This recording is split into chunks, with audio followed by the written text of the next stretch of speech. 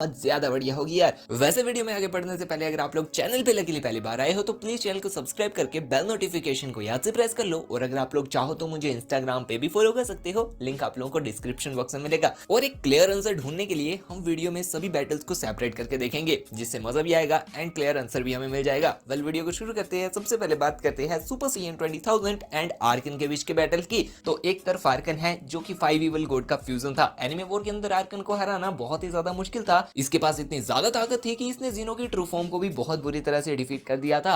And Arkan के पास एक ऐसी एबिलिटी है डार्क सेफनिंग करके, जिसकी मदद से अगर इसके ओपोनेंट में कोई भी गॉडली पावर का यूज कर रहा होगा तो आर्कन उसकी पावर को एब्जॉर्ब करना स्टार्ट कर देगा। आर्कन के पास एक ऐसी ब्लेड है जिससे उसने जीनो को भी प्रॉब्लम दे दी थी। और आर्कन एक नाई ओमनिपोटेंट फ्यूजन है। और आर्कन ने मल्टीवर्सल लेवल कैरेक्टर्स को बस अपने कुछ बेसिक अटैक से ही डिस्ट्रॉय कर दिया था। आर्कन को हैंड टू हैंड में हराना बहुत ही ज्यादा टफ है। आर्कन की स्ट्रेंथ ड्यूरेबिलिटी बहुत भयंकर है। लेकिन इसका ओपोनेंट है सुपर साइयन 20000। हम सभी को पता है कि सुपर साइयन 20000 फर्स्ट हेल में एग्जिस्ट करता है, जहां की क्रिएशन के सभी गॉड एग्जिस्ट करते हैं। सुपर साइयन 20000 के पास रियलिटी रैपिंग की पावर है, प्लॉट मैनिपुलेशन की पावर है, प्लॉट आर्मर है। और सुपर साइयन 20000 भी इतना स्किल्ड फाइटर है कि उसने सुपर साइयन इन्फिनिटी के साथ हजारों सालों तक कंटिन्यू बैटल करी थी। सुपर साइयन 20000 के बारे में बताया गया है कि वो लिटरली पूरी क्रिएशन को डिस्ट्रॉय एंड रिक्रिएट करने की ताकत रखता है। और वैसे तो सुपर साइयन 20000 भी एक नाई ओमनिपोटेंट बीइंग है, लेकिन फीट्स के मुकाबले में इसको आर्कन से बहुत ज्यादा ताकतवर बताया है। हैंड टू हैंड में तो दोनों ही फाइटर बहुत ज्यादा स्किल्ड है। लेकिन जहां सुपर साइयन 20000 को अभी तक कोई भी कैरेक्टर डिफीट नहीं कर पाया है, वहां दूसरी तरफ आर्कन को ओमनी गॉड गोजितामा पूरी तरह खत्म कर चुका है। बेशक उसने एनिमे रिलम्स की पावर्स को कलेक्ट करा था, बट ये सुपर साइयन 20000 भी आर्कन को डिफीट करने की पावर रखता है। सो नेक्स्ट बैटल होने वाली है ultra instinct super Saiyan infinity and ultra Gogito के बीच में। डूड, अल्ट्रा गोजितो को क्रिएशन का सबसे ताकतवर फ्यूजन बताया गया है। अल्ट्रा गोजितो इतना ज्यादा ताकतवर है कि उसने ओमेगा शेनरन को सिर्फ अपनी एक स्नैप से ही पावरलेस कर दिया था। सिर्फ अपने एक थॉट से ही उसको रियलिटी से इरेज कर दिया था। अल्ट्रा गोजितो ने एक एक पंच में ही सभी गॉड ऑफ डिस्ट्रक्शन तक को डिफीट कर दिया है। ये अपनी इच्छा अनुसार टाइम एंड स्पेस को मैनिपुलेट कर सकता है। और इतना ही नहीं, ये रियलिटी को बदलने की ताकत रखता है। लेकिन इसका ओपोनेंट है ultra instinct super Saiyan infinity. Dude, ultra instinct super Saiyan infinity को ओमनीवर्स का सबसे ताकतवर बीइंग बताया गया है। ये भी रियलिटी को बदल सकता है, टाइम एंड स्पेस को मैनिपुलेट कर सकता है, मैटर को मैनिपुलेट कर सकता है, एंटी मैटर को मैनिपुलेट कर सकता है। वैसे अगर मान लो ultra instinct super Saiyan infinity ultra Gogito के साथ लड़ रहा है, तो क्या अल्ट्रा गोजितो ओमेगा शेनरन की तरह ultra instinct super Saiyan infinity को भी पावरलेस बना सकता है या नहीं? तो इसका आंसर है नहीं यार, क्योंकि दूसरी तरफ जो कैरेक्टर खड़ा है ना भाई, वो ओमनीपोटेंट है। और एक ओमनीपोटेंट बीइंग को पावरलेस बनाना ये कभी हो ही नहीं सकता है। और हाँ, ultra instinct super Saiyan infinity ultra Gogito को बीट कर सकता है। सो भी बढ़ते हैं नेक्स्ट बैटल की तरफ को। सो नेक्स्ट बैटल होने वाली है super Saiyan infinity rainbow and omni god Gogitama के बीच में। सुपर साइयन इन्फिनिटी रेनबो वो ट्रांसफॉर्मेशन है जिसको कि गोकू ने तब अचीव किया था जब वो ब्लैक गोकू के साथ लड़ रहा था। बेसिकली गोकू अपने अल्ट्रा इंस्टेंट में रहते हुए अपनी सभी ट्रांसफॉर्मेशन को यूज करता है और तब वो तब्दील हो जाता है सुपर साइयन इन्फिनिटी रेनबो में। लेकिन तब उसके पास एबिलिटी आती है कि वो अपनी ट्रांसफॉर्मेशन में आगे बढ़ सकता है, लाइक सुपर साइयन रेनबो 1 2 3। ऐसे करते करते सुपर साइयन इन्फिनिटी रेनबो अपनी 1000 ट्रांसफॉर्मेशन में पहुंच जाता है और उसकी सारी ट्रांसफॉर्मेशन की पावर एक साथ इतनी ज्यादा बढ़ जाती है कि उसकी सारी power and abilities infinite level पर पहुंच जाती है। ये ट्रांसफॉर्मेशन में आप ऐसा समझ लो कि इसके पास basic super Saiyan infinity, ultra instinct super Saiyan infinity and फिर अपनी सारी ट्रांसफॉर्मेशन का इनफाइनाइट लेवल पर पावर है। डूड, ये बहुत ज्यादा ताकतवर है। और इसका जो ओपोनेंट है ओमनी गॉड गोजितामा, वो जैसा मैं आपको बता ही चुका हूं एनिमे वॉर का सबसे ज्यादा ताकतवर बीइंग है एंड इसने आर्कन को रियलिटी से इरेज कर दिया है। डूड, आर्कन जो कि पूरे एनिमे वॉर का सबसे ताकतवर इवल गॉड था।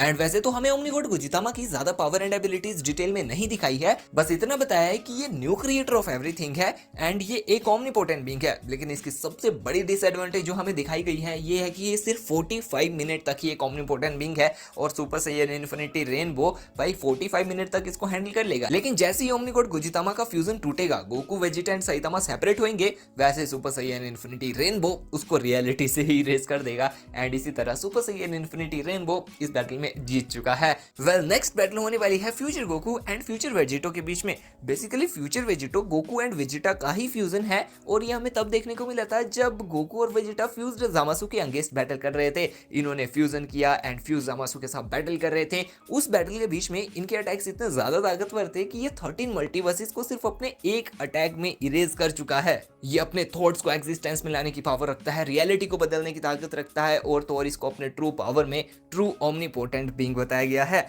और इसके सामने जो फ्यूचर गोकू है, डूड वो बहुत ज्यादा ताकतवर है। लाइक अभी आप खुद समझो कि उसके पास एक ऐसी ट्रांसफॉर्मेशन है जिसका नाम है प्योर इटरनल फॉर्म, और प्योर इटरनल फॉर्म में जाने के बाद ये कोई ह्यूमन नहीं रहता है, ये लाइट में तब्दील हो जाता है।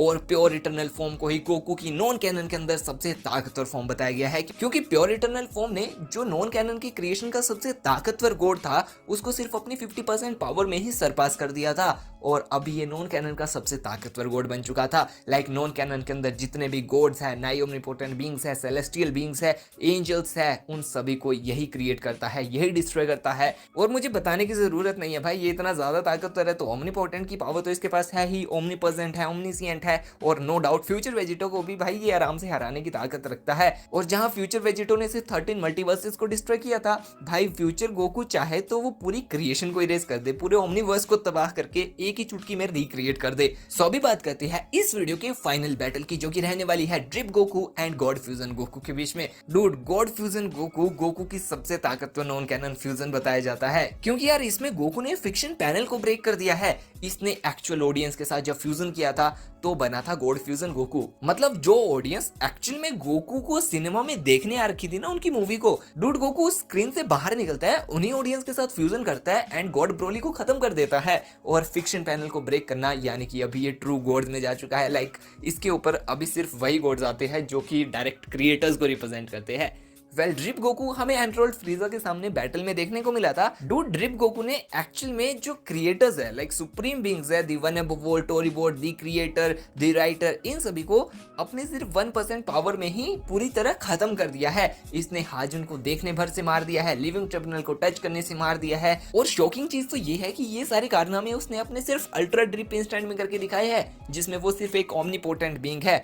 और जब वो अपने मास्टर अल्ट्रा ड्रिप इंस्टेंट में जाता है तब वो बियॉन्ड ओमनीपोटेंट बीइंग बन जाता है। और आज तक वैसे तो कभी भी ड्रिप गोकू ने इस फॉर्म का यूज नहीं किया है, क्योंकि जरूरत ही नहीं पड़ती है, लेकिन अभी आप खुद ही समझ लो कि सिर्फ 1% पावर में इसने सभी सुप्रीम बीइंग्स को डिफीट कर दिया है, तो भाई ये क्या क्या कर सकता है। बट यहाँ पर इसके ओपोनेंट में है गॉड फ्यूजन गोकू, और इन दोनों के बीच में अगर बैटल होती है, डूड सीधी बात है टाई रहेगा, कोई भी नहीं जीतेगा यार, क्योंकि दोनों ही इतने ज्यादा ताकतवर है। आप लोगों का ओपिनियन क्या है मुझे कमेंट सेक्शन में जरूर बता दीजिएगा, और अगर आप लोगों को ये वीडियो पसंद आई है तो प्लीज वीडियो को लाइक जरूर कर दीजिए।